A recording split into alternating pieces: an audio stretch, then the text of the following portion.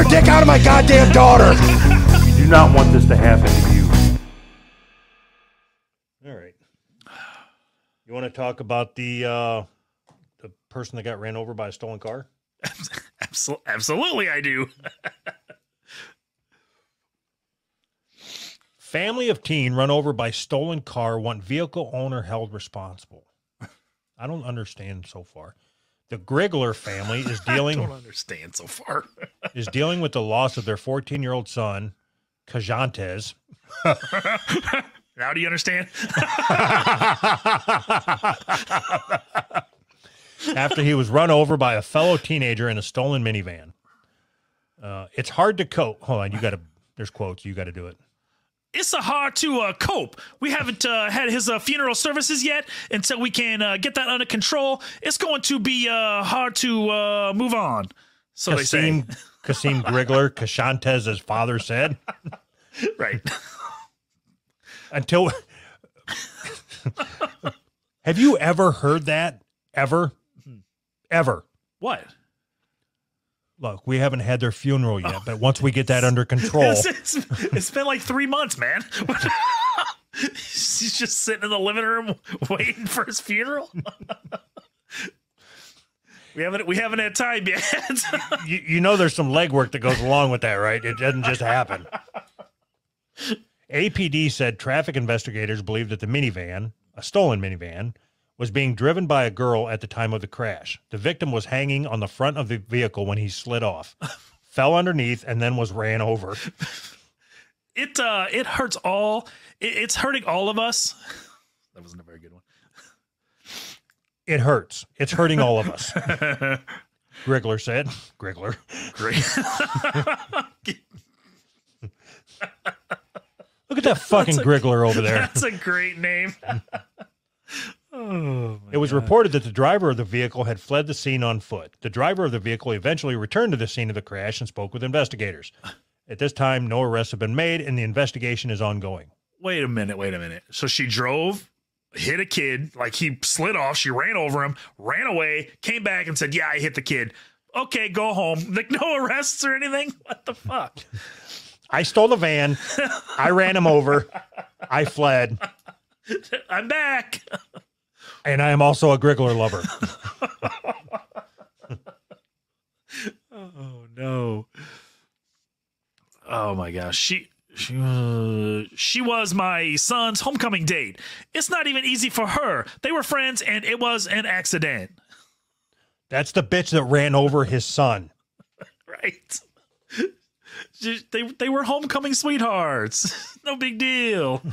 Grigler said that he is under the impression that the keys were inside the minivan when the teen took it. The car was in the neighborhood and a group of kids. They saw the car and temptation was there. Because of that, I lost my son.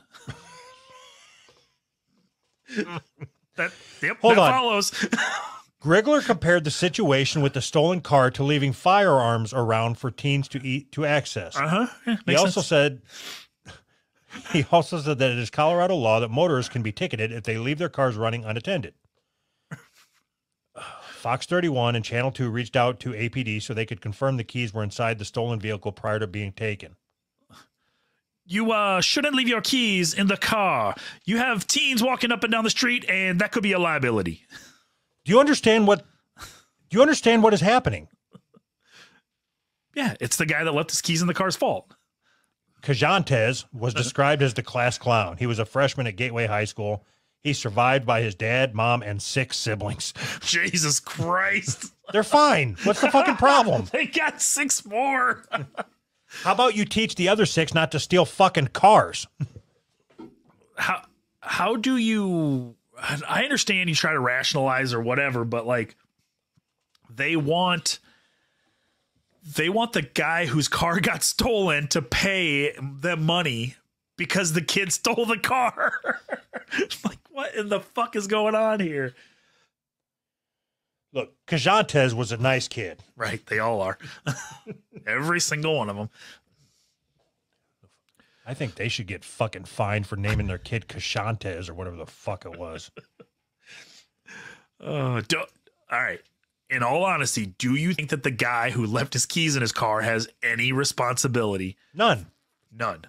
No, I think I think that you can leave your car running and the windows down and loaded firearms in the passenger seat and I don't know, a pregnant teenager in the back. I don't know why that Maybe matters, even a small fire on the floorboard.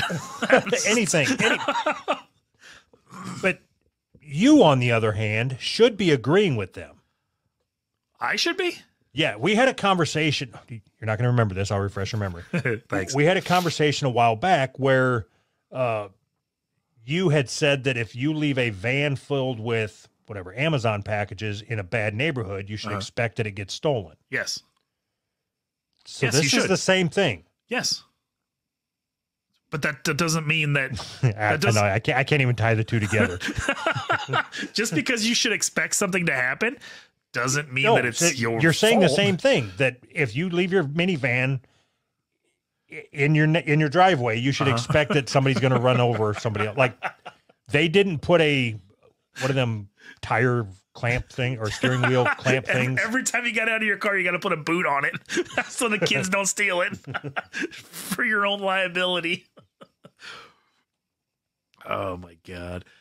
What do you think the chances that this guy does get held liable? 0. You think? Yeah. What would you do if you were on the jury for this? Okay, so I'll be the judge. Order in the court. Guilty. Okay, so no, I'll be their lawyer. You see, what had happened was the defendant. How the fuck do you say this motherfucker's name? Scooby Doo. Scooby Doo. So, okay, let me ask you this: do you think that there is ever a chance that somebody could get millions of dollars from McDonald's for spilling hot coffee on their lap? Yes, because McDonald's was liable.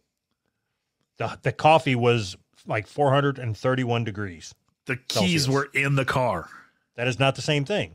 It's exactly the same thing. If the owner of the car was in the minivan as it ran over their kid, I could see, yeah, maybe they should be held liable.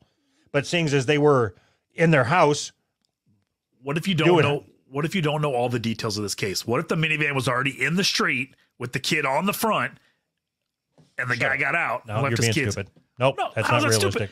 How's that not realistic? The guy. I refuse to have a conversation with you when you're being like this. Like what? I'm asking you if you think that it's a possibility that the guy's going to be found liable. And I think it's likely that he's going to be found liable. I think that's the world that we live in. People are. See, you're doing it. What? Every time you don't have you're doing it. Okay, I guess I'm doing it. There is 0 chance that anybody's going to be held. It's going to get thrown out of court. God, I wish we could get an update on this, but I already forgot about what we were talking about. All right. I don't understand how you don't see that it's very likely that this guy's going to be found guilty, like, or found liable for something. You know what I mean? Like, if they're taking him to court, there's a trial lawyer somewhere that's going to spin this somehow to convince a jury that this guy is guilty. You know what I mean? Like, he shouldn't have left his keys in his car. Okay. I'll play devil's advocate. If there is a law in that city or state or whatever that you can get ticketed for leaving your keys in a vehicle, right? That right there puts the liability on the owners. Right. Okay, so I changed my stance on the whole thing. I think the owners should be imprisoned. Death penalty. I'm not saying. I'm just trying to, like. It's no different than a traffic accident. How so? I don't know. I haven't figured that out yet. Whoever is ticketed is at fault, right? I think so, yeah. Can you get a ticket in that, according to this article, can you get a ticket for leaving your keys in the ignition? I think so, yeah. I mean, Okay. like I said, according to this article. Can you get a ticket for stealing a vehicle? I think you just go straight to jail. Yes or no? Can you get a ticket? I don't think so. Okay, so They're at fault. Whoever gets the ticket is at fault, just like a car accident. Okay. Fair enough. Oh, Jesus. Honey, dinner's ready. All right, I'll be right there. I'm out back.